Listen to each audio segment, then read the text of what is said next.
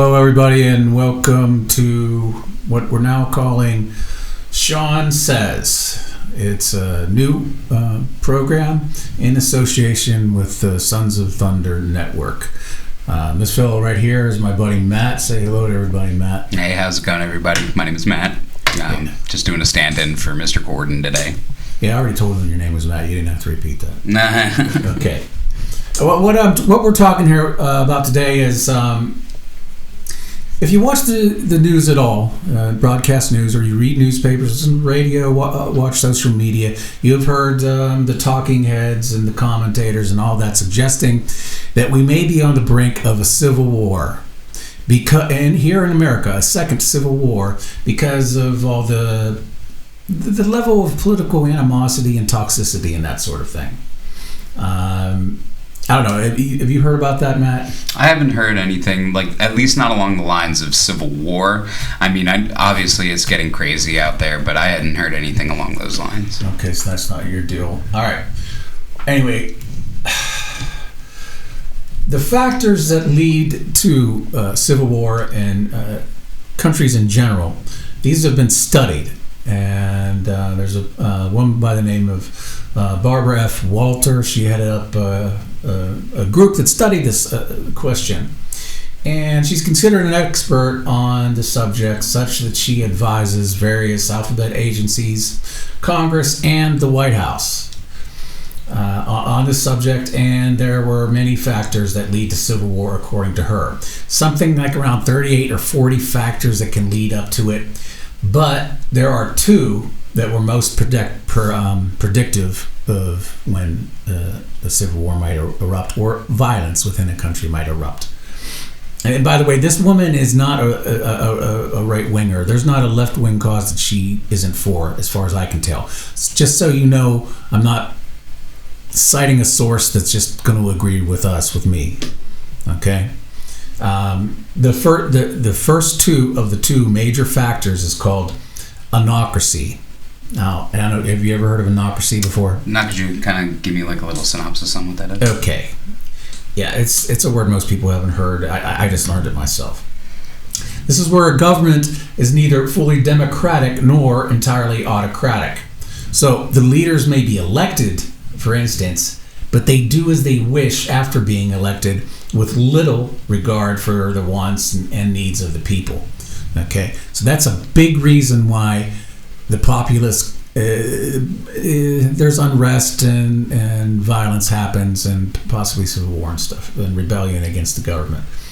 The second one was probably even more important. According to Walter, she said, the second most predictive factor is whether citizens of anocracies have formed political parties around identity rather than idolatry. Idolatry, jeez. I went to church today.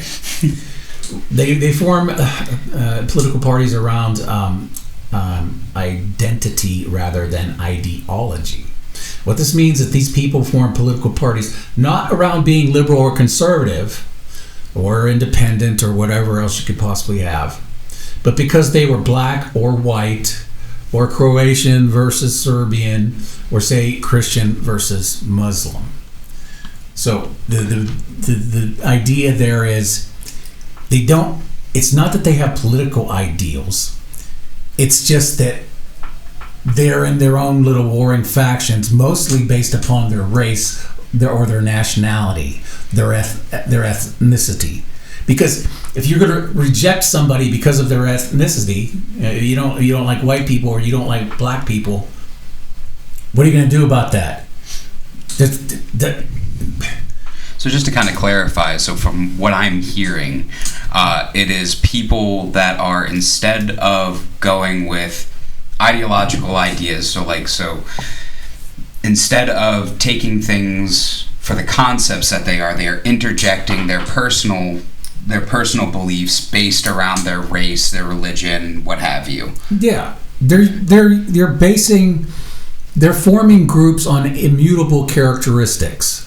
I mean, they may as well be forming groups on eye color.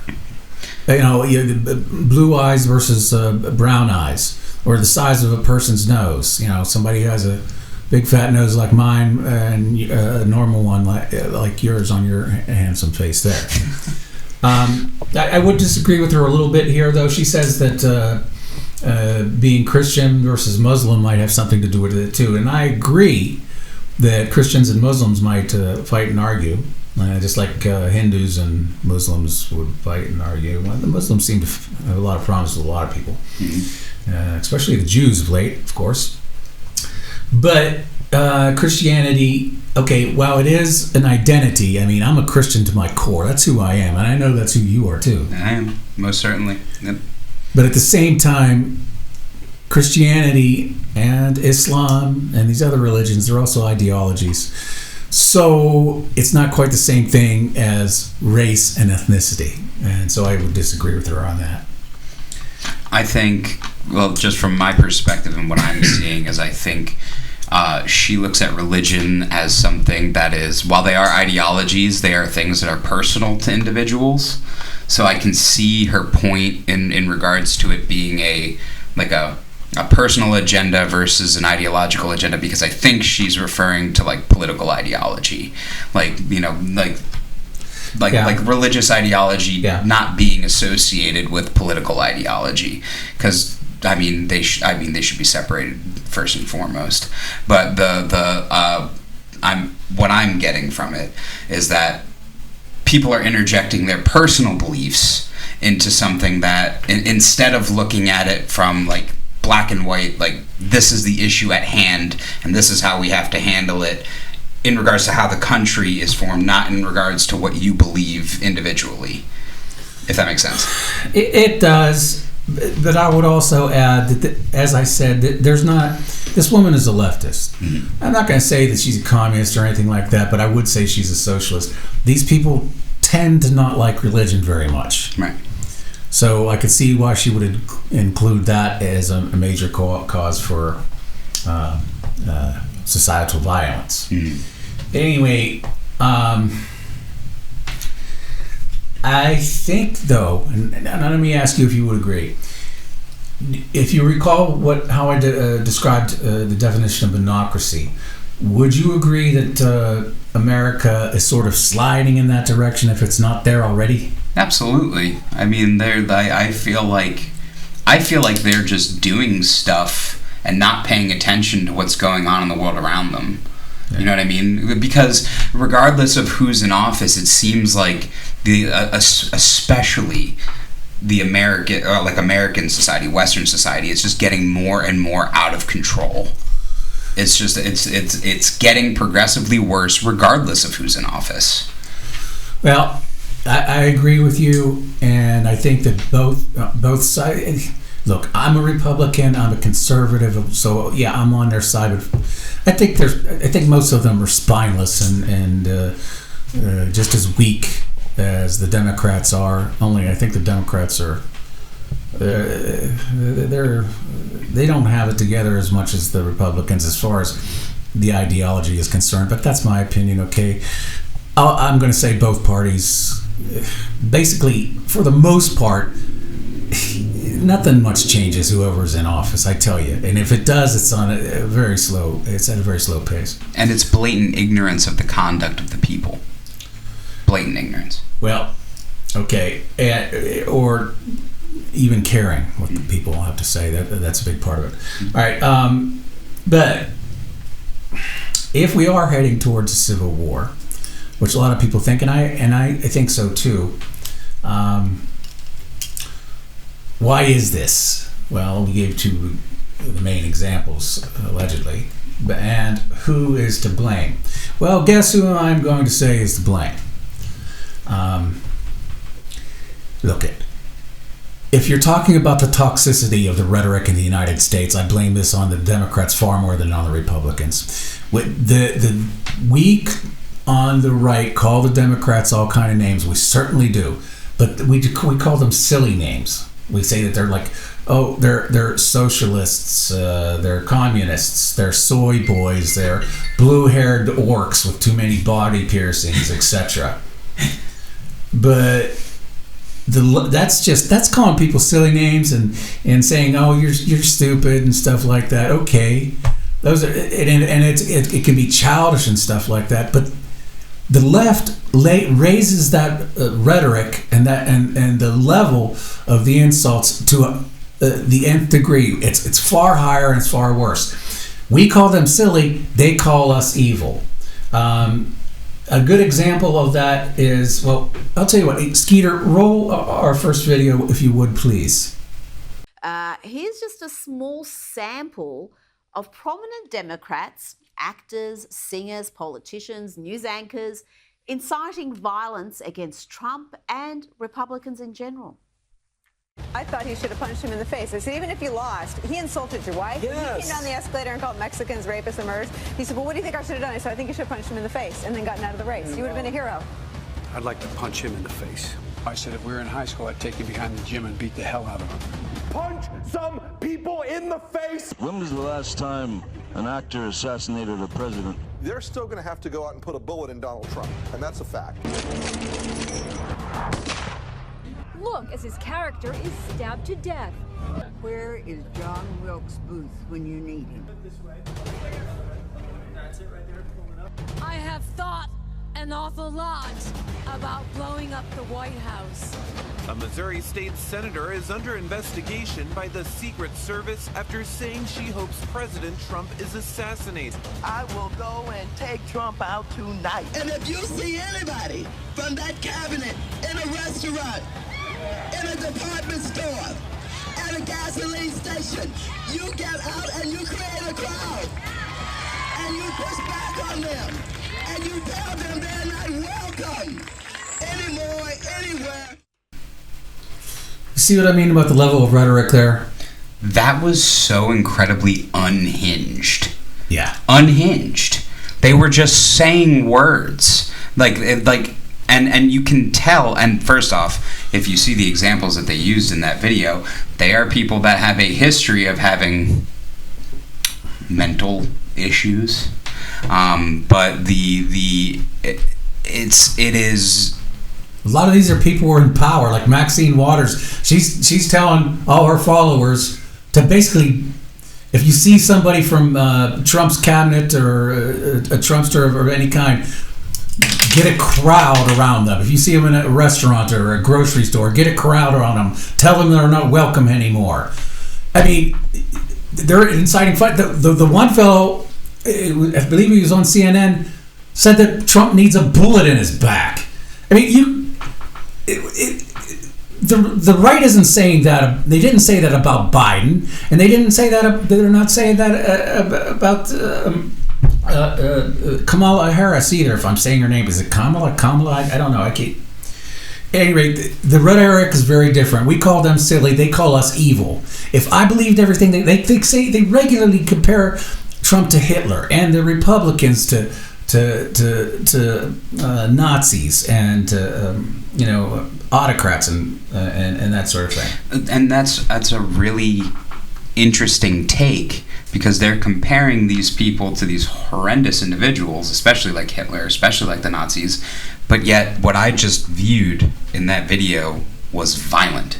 Yeah, that was violent. It was they were called for violence. They were absolutely called for violence. Now, but okay, to be further, I would say that not only is civil war likely in the United States, I say that it's already begun. Let's look at the George Floyd protest movement, which began just hours after his death, as a bystander video and word of mouth began to spread. Protests first emerged at the East 38th and Chicago Avenue Street intersection in Minneapolis, which is where Floyd died, and other sites in the Minneapolis-St. Paul metropolitan area of Minnesota. From there, the protests quickly spread nationwide and to over 2,000 cities and towns in over 60 countries in support of the Black Lives Matter movement. Polls in the summer of 2020 estimated that somewhere between 15 million and 26 million people had participated at some point in the demonstrations and riots in the United States, making the protests the largest in U.S. history. And this is something here. This is really going to make my point why I say that the Civil War has already started. During this time, and then this time lasted about 2 years, all these riots were going on. I think they're still going on, really. At least 200 cities in the United States had imposed curfews by early 2020, while more than 30 states and Washington, D.C. activated over 96,000 National Guard, State Guard, 82nd Airborne, and 32nd Infantry Regiment troops. I mean, doesn't that sound like warlike status? It sounds like martial law light, yeah. But also, like, did they give any specific examples for why those curfews were put in place? Because stores were being looted, big time. There were houses and buildings were being burnt down. Police stations were being locked and burnt down. Federal courthouse, at least one of them got burnt down. A historic church in the D.C. area got set on fire. It just was becoming nuts. And it required, even the 82nd Airborne to put this down. That sounds to me like something very much like the Civil War. Like a civil war is starting to happen, at least skirmishes. Now, these protests were mostly peaceful. They were. However, the arson, vandalism, and looting that occurred between May 26th and June 8th caused approximately $1.2 billion in damages nationally, the highest recorded damage from civil disorder in U.S. history. Not to mention there were many deaths and many more wounded among civilians, law enforcement, and the rioters themselves. And the situation at George Floyd Square in Minneapolis grew tense when a person was fatally shot inside the protester-held autonomous zone. That was on March 6, 2021. Do you remember the nation of Chad? Mm-hmm. Remember that? It was a rebellion. It was an area that these hippies and idiots had blocked off and would not allow any civil or law enforcement authorities to come into. They basically seceded from the United States. That's what a civil war is. I know this was like a couple blocks or something like that, but that's what it was. Could anybody say insurrection? Because that's what that was. It's certainly not peaceful protest. If it was peaceful protest, they would have allowed law enforcement and whatever to interact with them freely, and they didn't allow that. They completely rejected the law enforcement, and which would be an act of violence in and of itself. Absolutely. So, as I said, these protest riots began March 26, 2020 and lasted around 2 years. Many were peaceful, but some were mostly peaceful. Could you bring up the photo, please, Skeeter? There it is. This is the famous photo where the CNN reporter said the protests, the BLM protests there in Wisconsin were mostly peaceful, but he's got buildings and cars on fire behind him. That's like saying that looks like a riot. That's a riot. It's like saying the maiden voyage of the Titanic was mostly dry. I suppose it was, but it was in the water. Yeah, it was definitely in the water. And really, have these protests ever really ended? Now we have pro-Hamas protesters occupying college campuses and streets in major cities. They hold the same white people bad, Marxism good mentality. It is a movement that does not seek to reform America, its society, and the system. It wants to tear it all down, and it wants to burn it all. They don't want to reform it. They want to end it. And they say so themselves. I don't know where they get, where do they get this idea that reform implies destruction first? They don't. That's just it. They don't want to reform it. They want to tear it all down and get rid of it and start with some freaking neo-Marxism or democratic socialism, they call it. Whatever it is, it's been tried before and been a disaster. Why don't you all move to Venezuela if you think that's such a great idea? And how do they not understand the concept that that is not reform, that's destruction. Like you're not taking something old and making it new. You're trying to eradicate the old. Well, and it's not as if their ideas haven't been tried before to the disaster of all mankind. I mean, communism has been the most deadly form of government of certainly the last century, but perhaps the world has ever seen. And but these were all skirmishes as far as I'm concerned. The left, they actually did declare war, I think, civil war, we would call it, when they tried to assassinate the opposition candidate, Donald J. Trump. Not once, but twice in as many months. I think it is a declaration of war and a harbinger of things to come. What do you think would happen if Trump actually gets elected? I mean, he's just running now, and they tried to shoot him twice in 2 months. What do you think would happen? I mean, if he hasn't even been voted in yet and they're already trying to kill him, it's going to amplify. If he got voted in, this country's going to explode. I'm telling you it is. And I'm a Trump supporter. I'm not a MAGA guy. He's not the savior like some people say he is. But I'll tell you what, he's a much better guy than Biden was, and he'd be way better than Kamala Harris. And I'm going to vote for him for the third time. Logically speaking, he is at least all there mentally.